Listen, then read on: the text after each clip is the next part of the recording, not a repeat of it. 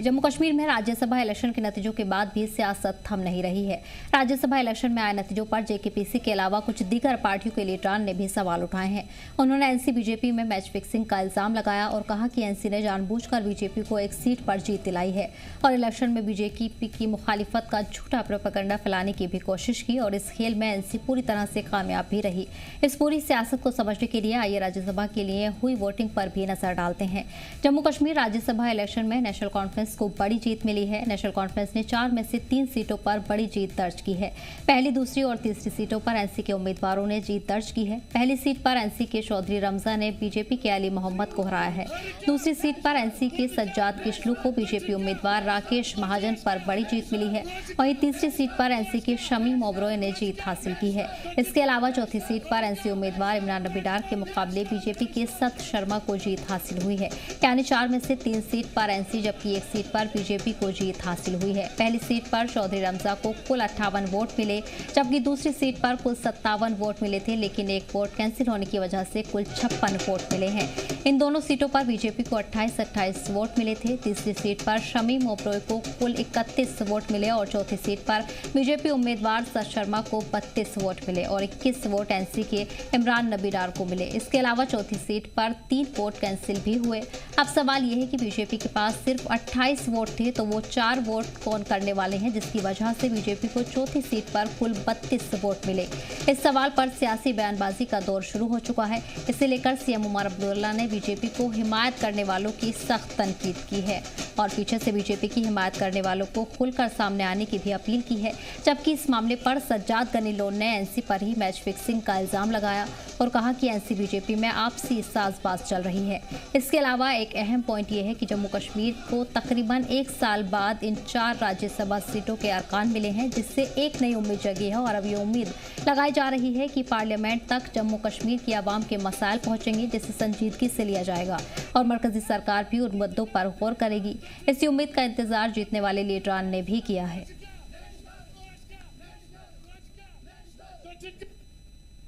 कुछ जगहों से हमें धोखा पड़ा।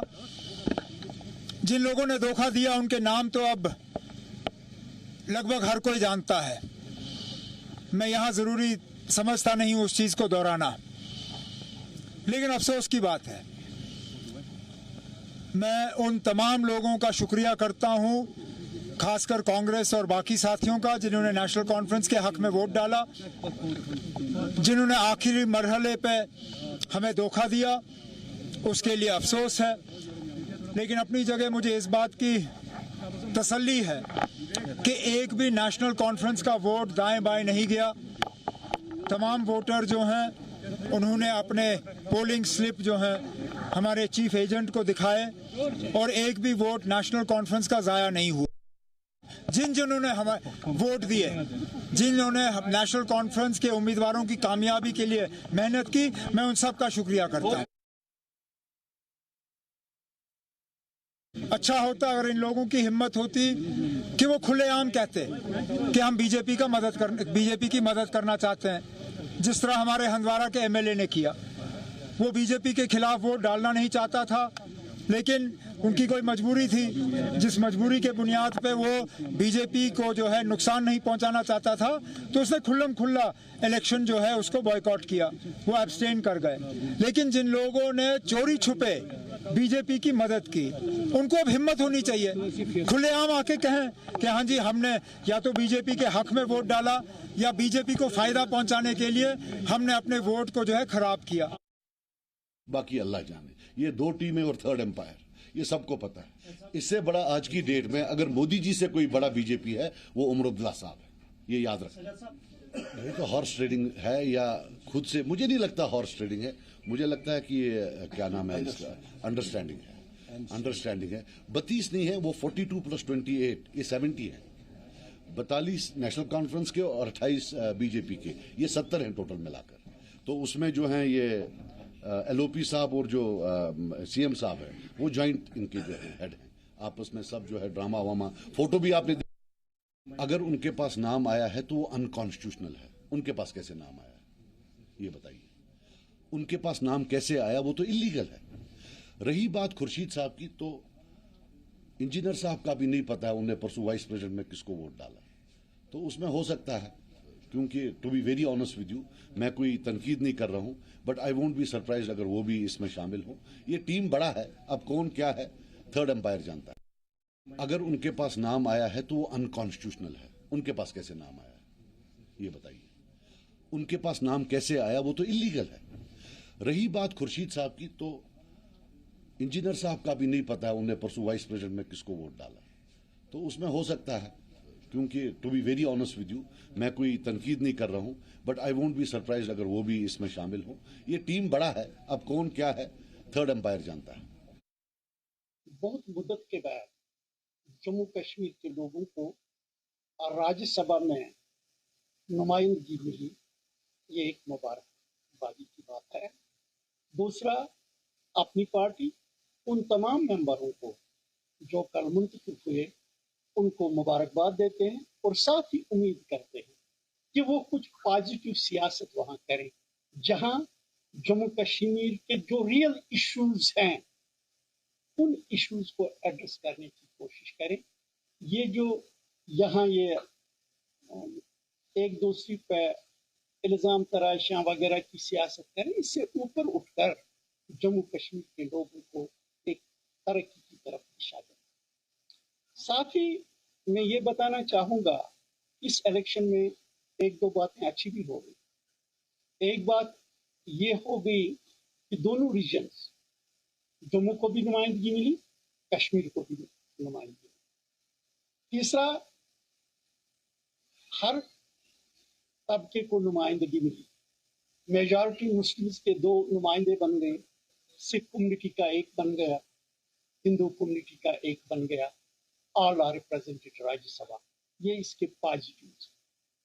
लेकिन ये जो हुआ ये जानकर नहीं हुआ, ये कहीं ऊपर की बात थी कि सबों को रिप्रेजेंटेशन मिलनी चाहिए, रीजनल्स को रिप्रेजेंटेशन मिलनी चाहिए थी। ये अच्छी बात है। रहा सवाल यहाँ पर, अगर इस वक्त इस इलेक्शन से खुश होनी चाहिए वो बीजेपी होनी चाहिए। नेशनल कॉन्फ्रेंस और बाकी सभी पार्टियों को नाउमीदी ही होगी। बीजेपी क्यों खुश होनी चाहिए? उसके टारगेट 2 थे। एक टारगेट उनका यह था कि कांग्रेस को सीटें मिलनी चाहिए। जीत एक अभूतपूर्व जीत है, क्योंकि लोगों ने अपनी पार्टी गवर्नमेंट की सारी सीमाओं को लांघ के नरेंद्र मोदी जी के व्यक्तित्व को, भारतीय जनता पार्टी की पॉलिसीज़ को कहीं न कहीं एक्सेप्ट किया है, सराहा है और गुप्त वोट देके स्पष्ट कर दिया कि जो प्रेजेंट गवर्नमेंट इस वक्त जम्मू कश्मीर में चल रही है वो एंटी पीपल है। कुछ विधायकों ने हमें वोट दिया है, हमें नहीं पता वो विधायक कौन है, ना हम उनको जानते हैं, ना हमें पता है, लेकिन कहीं न कहीं भारतीय जनता पार्टी की समस्त टीम उन ऐसे विधायकों का धन्यवाद करती है जिन्होंने इस चुनाव में भारतीय जनता पार्टी को गुप्त रूप से वोट दिया। वो किस दल से ताल्लुक़ रखते हैं हमें ये भी नहीं पता। अभी क्रॉस वोटिंग पे मैं उनको चुनौती देता हूँ। अगर हम पे वो इल्ज़ाम लगाते, एक कोई सबूत, एक कोई प्रूफ वो बताए, हम अपने आप को जिम्मेवार ठहराएं। सजाद लोन साहब का तो बोलना, उनको आपको पता ही, वो क्या बोलते हैं शाम को, क्या सुबह बोलते हैं, उनका कुछ नहीं पता। लेकिन भारतीय जनता पार्टी अपने दम पे 28 विधायकों के दम पे चुनाव लड़ रही थी। हम तो अपने विधायक इंटैक्ट हैं, तो हमारा कौन सा सांठगांठ हो सकता? देर आयत दुरुस्त आयत। तो मैं यही कहना चाहता हूँ कि यहाँ पर इलेक्शन हो गए राज्यसभा के, यहाँ से चुने गए 3-4 लोग हमारी रियासत से, ये एक बहुत अच्छी बात है। उन पार्टियों का भी शुक्रिया अदा करना चाहूँगा अपनी पार्टी की तरफ से, मसलन जिसमें ये है हमारे PDP के लोग थे, कांग्रेस के लोग थे, AIP था, आप वालों ने भी किसी हद तक हमारा मदद किया, और जो क्या नाम और भी इंडिपेंडेंट जो लोग थे, हम उनका शुक्रिया अदा करते हैं। बहुत खुश हूँ जी मैं। बहुत पार्टी के लिए भी बहुत अच्छा है हमारा कि हम 3 सीटें ले चुके। हमने कोशिश की थी कि हम लड़कर 4थी सीट भी ले जाएं, जो हम नहीं ले सके, बट फिर भी हम 3 लोग जाएंगे जी। और राज्यसभा में दिल्ली में अपने 2 लोकसभा के MPs को भी मिलके 5 का ग्रुप है हमारा। हम अपनी आपकी पूरी जम्मू कश्मीर की नुमाइंदगी करेंगे और कोशिश करेंगे कि जितने भी हम मसाइल हैं उनको हम हल कर सकें। जो तीसरी और चौथी सीट के लिए एक ही नोटिफिकेशन आई थी, लिहाजा उधर वो प्रेफरेंस वोट था। उसमें कहीं कहीं लग रहा है कि जो हमारे नेशनल कॉन्फ्रेंस के बगैर जो एमएलए थे शायद उनकी तरफ से कुछ हुआ होगा, but we are not certain. और ये अभी अर्ली है कि इस चीज़ पर कोई तबसरा किया जाए। सजा साहब ने खुद वोट नहीं किया तो उसके बारे में क्या बोलना? अगर उनको इतना ही था, उनको खुद आना चाहिए था पहले की वोट करने के लिए।